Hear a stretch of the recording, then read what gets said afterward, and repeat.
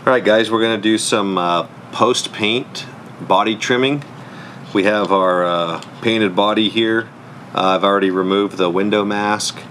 You can see the outside here where the wheel wells are, where we've used a Sharpie to go around and locate those. This particular body had dimples in it for the body tubes, but I do always pin those before, just as I did in the last body mounting video. So the first step that I do here, I take my curved scissors. You can use any curved scissors.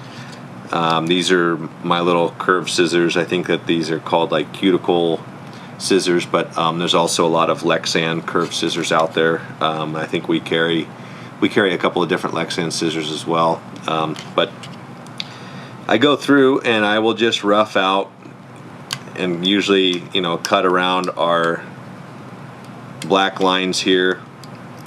And I mean, you can use any color that you want. If you're doing a white or a black body, it's usually a little bit difficult to see those marks on it, but you definitely can. But I go through and it's just a real rough trim, because you would have done these marks, you know, pretty rough. So don't be too worried about where you're at. You obviously don't want to go too far outside of the line. I mean, if you want to be cautious, sneak up on it, you can go inside the line. But as you get better at doing this, you can, you know, be a little bit more meticulous on where your lines are and how well you cut it. I mean, I've had some where, you know, you trim this part out and you really don't have to do much more trimming. But so we have this wheel wells rough cut right now, and then I'll go ahead and I'll rough cut the back of the body, just because you want to get this stuff, all of the waste out of the way there. So I'll just go about halfway up, and don't worry about how square the back is, how the sides are. You know, don't sweat that stuff right now. The front of this body is a little bit thick, so I don't know if you can see the thickness right here from the fender roll, or the nose down to the flange, but I usually cut right about halfway, and that's really just on this body. This is the Viper Porsche 917 body. You know, it requires you to cut some of that out, and if you cut about halfway, I mean, I just did it real rough right there, but it'll get you close. So now you have your sides. Your sides are still pretty tall, but you don't want to cut them just yet. You'll take your body pins. These are some brass body pins here. They're just going to go right in the holes that you would have put in prior to paint. So there's no guesswork there. Everything's already in its location. And once you get those pins in there, you can go ahead and remove your car from the setup block or whatever it is that you use.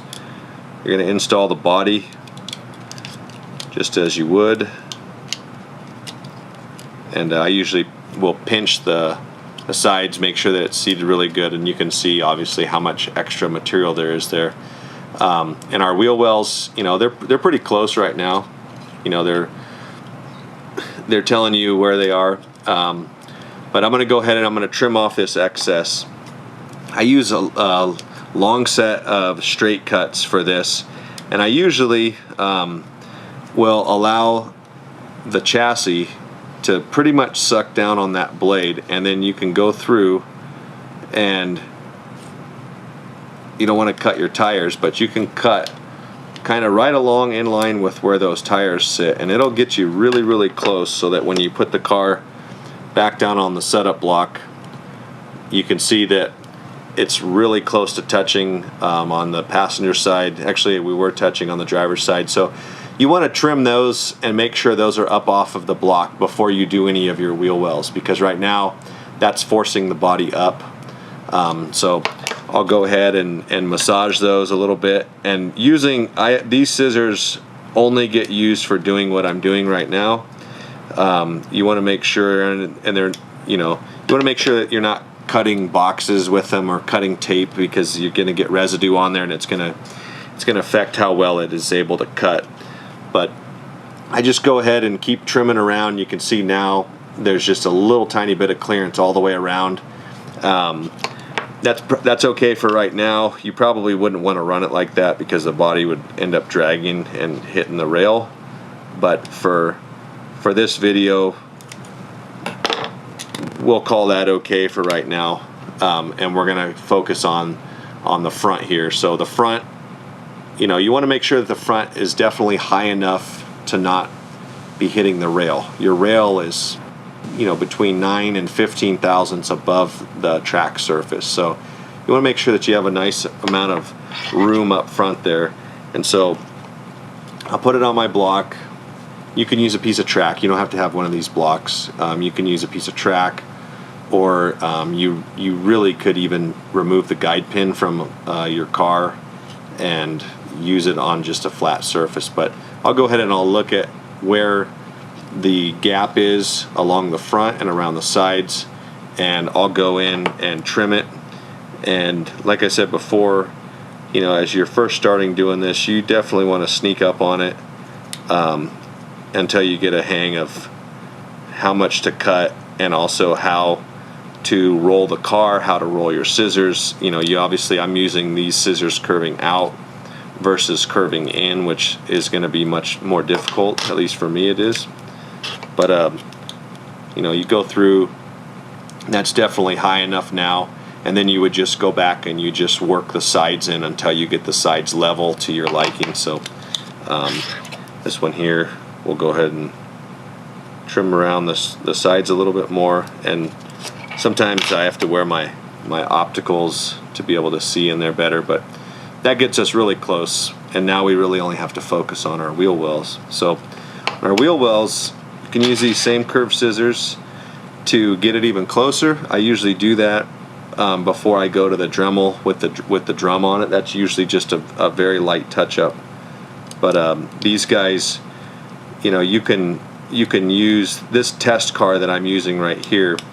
It has an oversized rear tire on it, and I usually just let the scissors rest right on the tire, and I'll just trim right around there. And I don't know if you guys can see that, but I mean, kind of know what I'm doing here. And you trim around that, and you just keep cutting that out until you get close. And then you can take your Dremel tool, come in here, and you're just going to smooth out the choppiness from your little scissors there, because those will definitely give you some chops. Sometimes the pins fall out, so you got to watch that.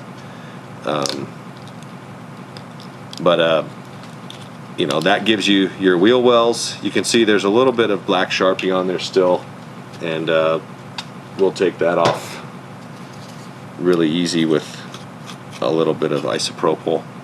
And for the most part, that's exactly what you're going to be doing.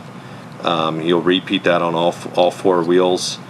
The back is really kind of up to your discretion on how you want to cut that out.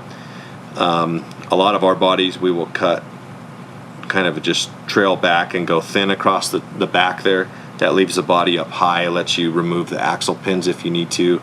It also, if there's a crash from the back, it won't fold your body under your wheels or up in your gear, keeps it up out of the way.